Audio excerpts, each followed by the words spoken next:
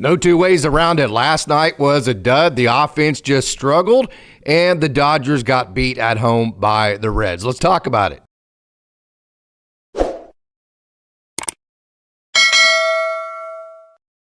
Casey Porter here with Dodgers Daily. So glad that you decided to tune in. Well, how about last night? 4 hits for the Dodgers. All were singles. Only had 5 at-bats with runners in scoring position and only got 1 hit with runners in scoring position. Went 4 for 31 combined on the night as a team. That's just a 129 batting average, and then just drew 3 walks. We're going to talk about that with Nick Martinez here in a minute, how big of a deal that was and how good of a job he did. So last 7 games, hey, it wasn't just last night. This is one of those offensive periods throughout a 162-game schedule that you just have from time to time. Last 7 games, the offense is just 44 for 207. So no doubt about it, this is a rough patch, one that probably won't last very long because the Dodgers do have an incredible amount of talent. They are the best offense in baseball. Statistically, most of the times, I haven't looked at all the different metrics.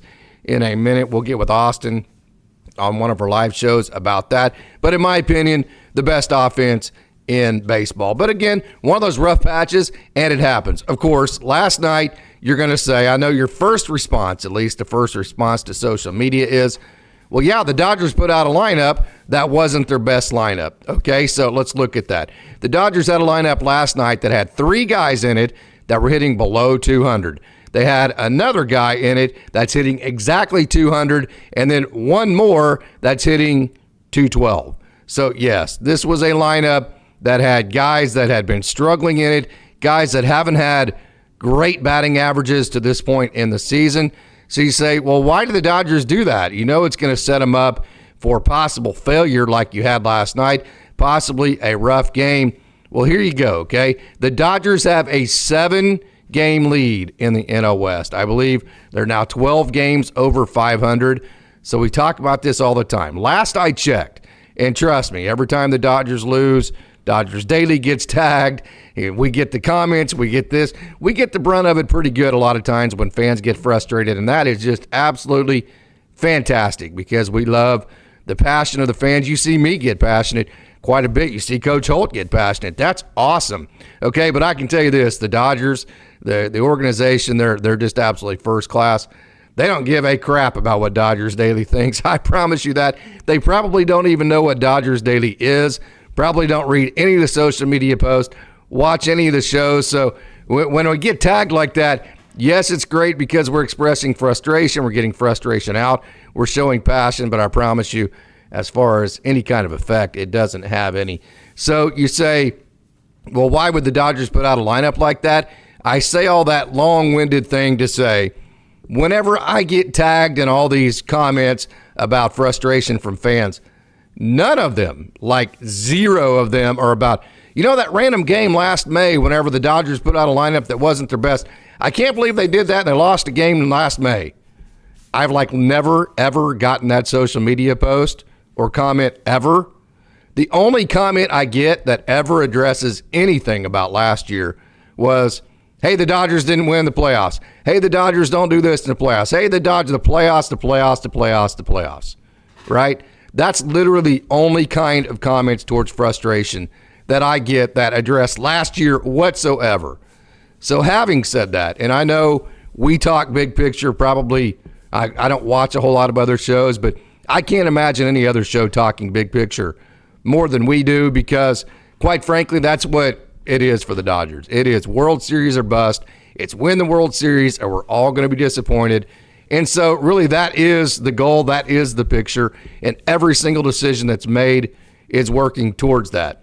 So why would the Dodgers put out a lineup like that? Why would you have Austin Barnes, James Outman, and Chris Taylor, and all these guys in the lineup all at the same time? Well, because for one, let's address the first issue. Until Jason Hayward gets back, I've said this many different times. I said this like 2 weeks ago. The Dodgers are putting Chris Taylor in lineups to accumulate enough at-bats, A, to either get him through his struggles, or B, to have enough evidence to realize as an organization, hey, this isn't going to get fixed. You know, we talk about all the time. The Dodgers aren't as much about, hey, what have you been doing? It's more about what can we project you doing in the future? So the Dodgers, and Dave Roberts said it, hey, he's trying to find at bats for Chris Taylor. And in my opinion, the reason why is you got to find the evidence as to what do we exactly need to do with this guy. Every time we talk about him, I get a slew of comments of, well, he's been clutch. He's had some of the biggest hits as far as the Dodgers go in the playoffs, in the biggest moments. He's had big catches. Let him work through it. I get those kind of comments all the time. So Dave Roberts said it. Hey, he's just trying to find at bats to see if they can, either figure out Chris Taylor one way or the other, whether either that's fix him or realize it's not fixable at the major league level at this moment. And then also to give James Outman as many at bats as he can to get it figured out, because James Outman, we talk about it all the time, he's a feel-heavy guy. Hey, man, you hit that one home run, you get 3 or 4 hits in a game. The next thing you know, James Outman's on a streak like he was last week in spring training at the beginning of last year, because we all know that that is something that he's very capable of. And guys like me who have a complete amount of faith in him, hey, it's a ride or die faith. When I have confidence in these guys, it doesn't fleet whenever they struggle. It is ride or die. So in my mind, the way that my mind works, that streak like James Outman had at the beginning of last year is always one at bat away. It's one game away. It's one good hit, one good game away from him getting right back into that mode, and it's always right around the corner. Now, is that too Pollyannish? For a lot of Dodgers fans, probably, but that is what it is. So I say all that to say, until that situation's figured out, you got to get James Outman and Chris Taylor as many at-bats as you can to have all the evidence you need as to how to incorporate Jason Hayward back in the lineup. And if you go back to a lot of the shows last year, one of my heavy themes was because Austin Barnes struggled, I didn't feel like Will Smith got enough time off. I felt like he wore down, and I felt like that had some impact on the way that he performed offensively towards the end of last year. So you have to, and you have the ability with I believe, like I said, 12 games over 500, a 7-game lead in the NL West. You're going to win it by double digits. Give Will Smith the exact amount of rest, plus some, like you do your pitching staff, to make sure that he doesn't wear down. It's okay to play a big picture game in May, even if you lose to the Reds, as bad as it sucks, and you're going to say, well, I'm a season ticket holder. I pay $100 and some odd to go these games. I ought to see the Dodgers best as far as that they throw out there. What you're paying for when you're a Dodgers fan, in my opinion, this year is for them to do everything that they feel like they need to do to put themselves in the best position to win a World Series. Throwing Eliezer Hernandez, who we covered on our show last Friday, to give Tyler Glasnow a little bit extra rest, the entire pitching staff, giving Will Smith extra rest, more rest than he had last year, trying to figure out the bottom of your lineup between James Outman and Chris Taylor. All of those decisions are completely justified with the big picture of trying to figure out how this puzzle all gets put together in terms of winning a World Series. So I have literally zero issues with the way last night went. I have zero issues with the way that Wednesday night went. It's baseball. You're not going to win every game. The Dodgers have been fantastic. You're not always going to play offense great, and you're not always in 162 games going to be able to put out your best lineup every single night, and then also at the same time maximize those guys' health and their grind and their ability not to wear down. The Dodgers and the ability have to have the capabilities not to have to do that. So that's kind of where I'm at on those issues. You might disagree. That's fine. Those are pretty strong lightning bolt type topics, but that's just where I stand on those. So how about Tyler Glasnow last night? Now, he did have the 8 strikeouts. He had the 1 walk. He went to 5 innings, but the 4-seam was in the zone just 55% of the time. And to be honest with you, usually I break down all the analytics of it. Hey, what pitch did he throw here, there, locations, this and that. Not going to get real scientific with Tyler Glasnow. And to be quite honest with you, I'm going to give you my just kind of naked eye evaluation just watching the game and watching him. And I'm going to be transparent with the fact that this is not based on any kind of data. This is not based on any kind of statistical measures or anything like that. This is just what it seemed like to me watching Tyler Glasnow last night. Okay, so it seemed like he wasn't able to hit the peripheries of the zone. You know, we talk about control and command.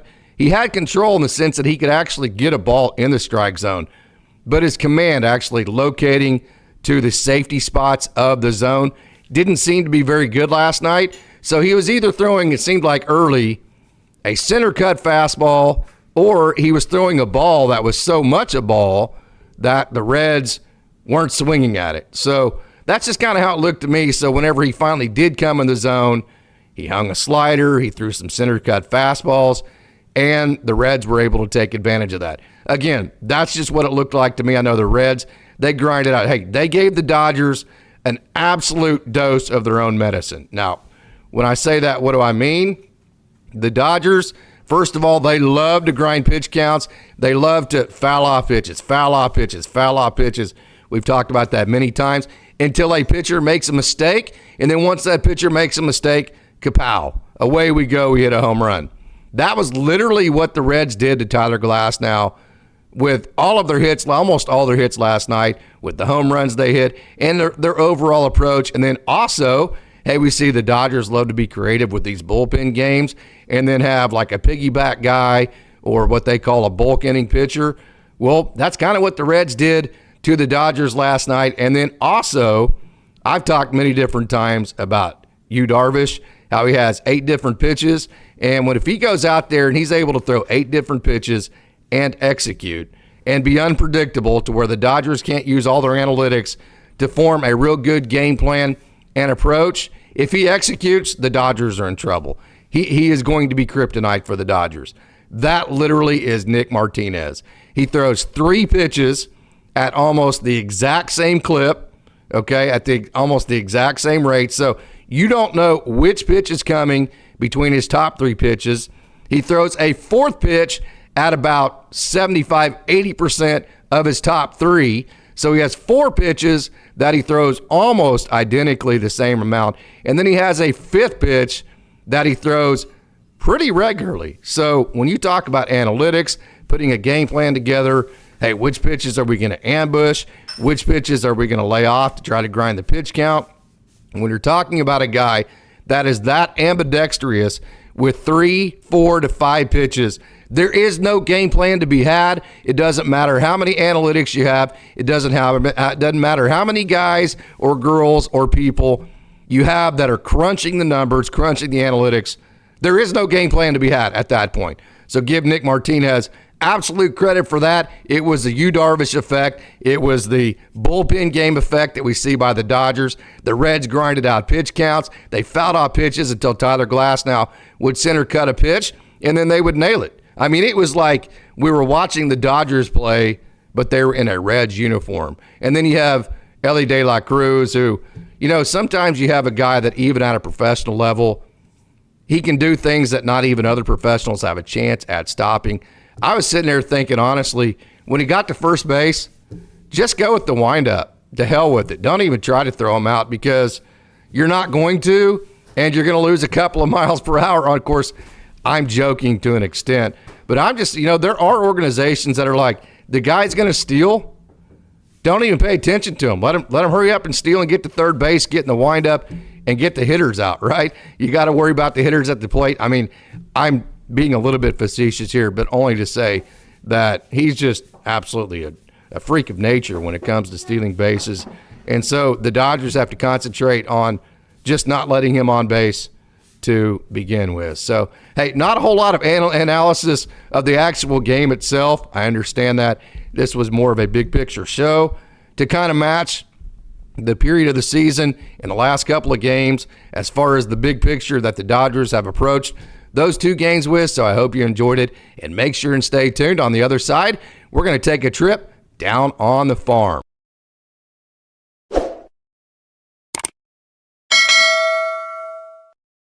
So we covered him quite a bit on yesterday's show on the hot take for Reynaldo Yean, 104. How about that? But hey, it's not just the 104-mile-an-hour fastball. It's also the slider, and it's the fact that he is in the zone this year, and he is challenging hitters, something of which has always been the deal with him. You know, when in talking to Sean Coyne, the pitching coach, he even mentioned that, hey, it wasn't always pretty last year because it's about getting in the zone and challenging hitters and then being consistent. That is something that Reynaldo Yean has done this year. So super excited about where he is at. Another guy that Dodgers fans should be absolutely super excited about, this is Kendall George. Kendall George had another multi-hit game. That's his second multi-hit game in a row. It's his fourth multi-hit game this month. He's 5 for his last 10. He scored 3 runs in his last 2 games, and he has an RBI and a stolen base. This is a guy that absolutely puts pressure on the defense right there. He slaps the ball to left field. He bunts for base hits like you see right here, and then he hits ground balls and just runs like crazy to first base and puts a tremendous amount of pressure on the other team's defense. And it's a situation to where, the other team, whenever you have a guy that runs that fast and he hits a ground ball, you got to get rid of it. You got to be perfect. And so that leads to mistakes from the defense.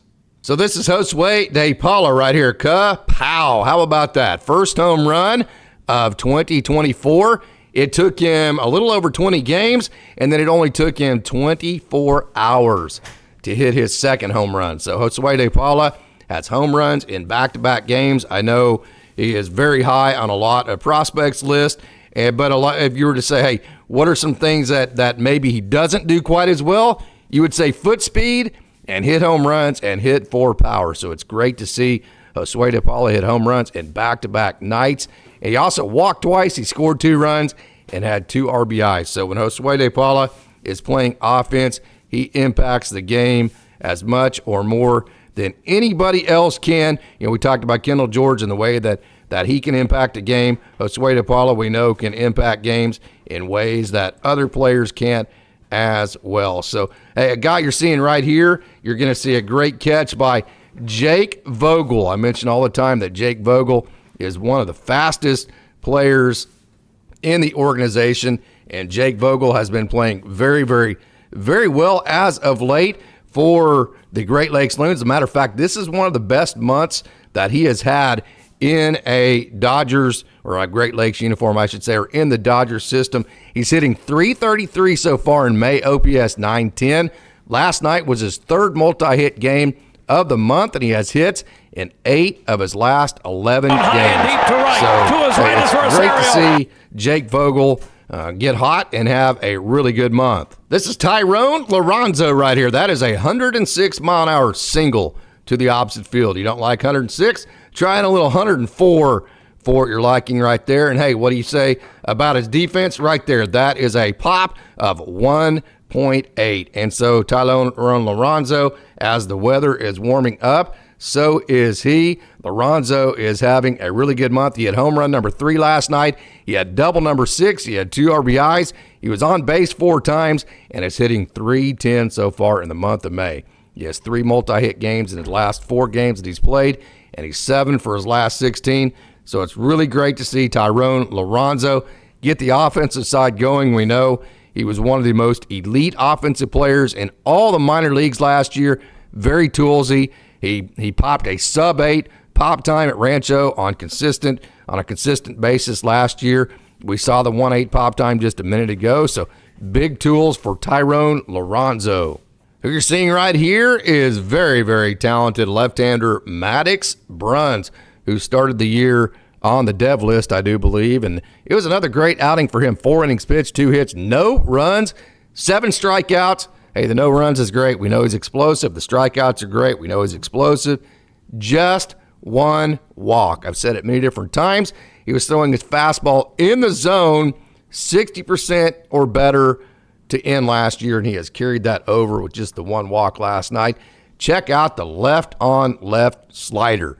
That thing is just absolutely dirty. When he throws it and he lands that left-on-left slider, it is absolutely that one right there. That is game, set, and match. He also changes eye levels with his fastball. There's that left-on-left slider again. He'll throw that fastball up in the zone, Then he'll also dot it to the bottom. Oh, see that fastball up in the zone there? And then he'll also throw it to the bottom of the zone right there. So he changes eye levels. On right-handers, he throws that unbelievably good slider to the lefty. So a big arsenal. ERA for Maddux Bruns, check this out. Just 0.71 in his 4 outings. That's 12.2 innings pitched. And he has 21 strikeouts, so almost 2 strikeouts per inning for the Mobile, Alabama youngster, Maddux Bruns. Watch this. That's a grand slam right there. That is Austin Beck, the former high draft pick. I believe it was like the 3rd round in 2015 from the A's. Don't exactly quote me on that. But he was a very, very high draft pick, very, very talented. He's been dealing with injuries over the last couple of years. He did not play at all last year. Came to the Dodgers. He's been in the A's system, just did not have any luck with them. Came to the Dodgers, and I can tell you, he was very happy. His talent combined with the culture that the Dodgers put off. He plays for Scott Hennessy and Darren Olinger and Ryan Dinnick and all those guys. Brett Pill at the AA Tulsa level.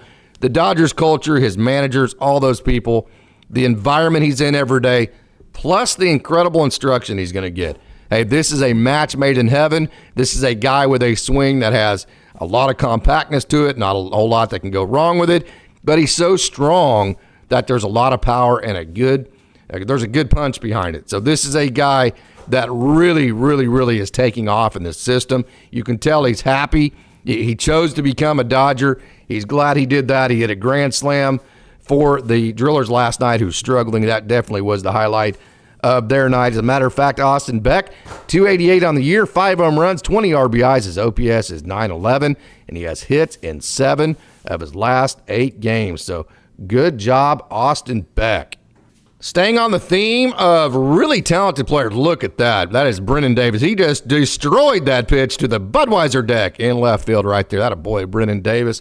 This is a young man, kind of gives off those Willie McGee vibes, if you will, with his stance. Let me back that up. Just think about Willie McGee with his closed stance and just kind of that tall length. He's a big old, tall, lanky, long drink of water. Just kind of gives off those Willie McGee vibes. This is a guy that's been in professional baseball since 2015. So you think like, yeah, he's like 35 years old, right? Well, no, he was drafted out of high school, so it's easy to forget that Brendon Davis, with as much talent as he has, still only 26 years old. Like, that's how old, like, Landon Knack is, right? So, still very young, still has a ton of talent, 256 on the year, 279 this month, and he's played second base, third base, left field. So, like all these Dodgers at the minor league level, very versatile, Brendon Davis. So let's move now up to the AAA Oklahoma City level. They are in Sacramento right now, and this is Andre Lipcius. Andre Lipcius is having just a wonderful year for the Dodgers and their system. He came over from the Tigers last offseason in the trade, and he had 2 hits last night for AAA Oklahoma City, 6th multi-hit game this month, 10th game that he's had at least a hit in May, at least 1 hit in May, and he's hitting .354 so far this month of May. So he's been very hot as of late, and he's also been very good all year. He got out to that really great start in the first weekend at Tacoma. If you remember, he was just smoking hot in that series. So, hey, .320 on the season for Andre Lipcius, OPS 979. Boy, you talk about a guy that can play anywhere. I mean, he's played second base, he's played first base, he's played third base, he's played, I think, every single position in the outfield. This is a guy that if you want his bat in the lineup, you can get it in the lineup because he can play everywhere basically except for pitcher and catcher. So Andre Lipcius continues to show a good hit tool. So this is Tanner Dodson right here, and Tanner Dodson, we always talk about it, he is absolutely a roller coaster ride. If you look at his walks and strikeouts on the year, they're like the exact same. But then you look at his ERA, and it's 150. His average against is 197. So although he's still walking way too many guys, his stuff is really crazy insane. Now, it was 94 miles an hour last night, which you say, well, that's not just unbelievable to be low. But how about this? It had an average of over 2,300 on his spin. His two-seam did. So his two-seam had an average of over 2,300 on his spin rate, and his four-seam had an average of over 2,400. Okay, now remember, anything over 2,300 is considered a good four-seam. territory. So why does that matter? So, whenever they do the radar guns and they dictate they get the mile per hour readings, it's right out of the hand because the radars nowadays, they register the fastest point of which the ball travels at any point, which is right out of the hand. The radar guns in the past did not do that. That's why they're a little bit hotter now than they were, say, 10, 15, maybe 20 years ago. So just because one guy throws 94, it's not going to look the same. The perceived velocity is not going to be the same from one pitcher to the next because the higher the spin rate you have, the more backspin you have on the ball, the less the ball slows down as it gets to home plate. So the more spin rate you can put on the ball, the faster it's going to look to the hitter. It's going to look like it explodes that last 5 feet. Whereas if you have a spin rate of, say, 18, 1900, maybe 2000, even if you're throwing the ball, like Bruce Dart Gratterall, a spin rate's like 21, 2200, even though you're throwing the ball 99 miles an hour, by the time it gets to home plate, because there's not very much backspin on it, at least compared to some other pitchers, it looks like it's actually decelerating quite a bit to the hitter, so the perceived velocity isn't quite as devastating. So I say all that to say, because Tanner Dodson has great spin rates, plus good velo, and by the way, he has bumped it up there around 100 miles an hour before. Because he has all that, his ball looks like to the hitter that it absolutely explodes that last 5 feet. So that's why he can walk almost as many as he's striking out. Now, I'm not going to try to blow smoke. He's got to bring down the amount of walks that he has. But it's also at the AAA level, which is a very hitter-friendly league. It's also why he can walk that many guys and still have a 1.5 ERA. Tanner Dodson. So going to finish the show with one of my favorites, Ben Casparius. 6 innings pitched, 3 hits, 1 run, 3 strikeouts, 2 walks, 4-seam touched, 96.8. We've talked about his 4-seam catching up. We've talked about the results coming as to how well he has been throwing. He averaged 94.4. His spin rate averaged 25.13. So there you go. There's that spin rate again. It's one thing to have velo. It's another to have the back. Look at that breaking ball. That is incredible. It's another thing to have good spin rate to where it doesn't look like the ball ever slows down to the hitter. So that 25.13 spin rate is going to take that 96.8 mile an hour fastball and make it look a lot faster than that to the hitter because it's getting elite carry and elite spin. And we know that he has the plus slider. That's not his best slider of all time. That one right there. That's a really good slider. And you also saw the big curveball. He also has a little cutter and a changeup. So this is a guy that has every single pitch in the bag, a big professional mix of pitches. Look at that. He can. That's kind of his curveball right there. That is kind of what he calls get me over. Hey, just to kind of keep the hitters off of his fastball. So Ben Casparius, he's always had the big mix. He's always had the nasty stuff. The execution and fastball have followed, and that's why he's having great outings.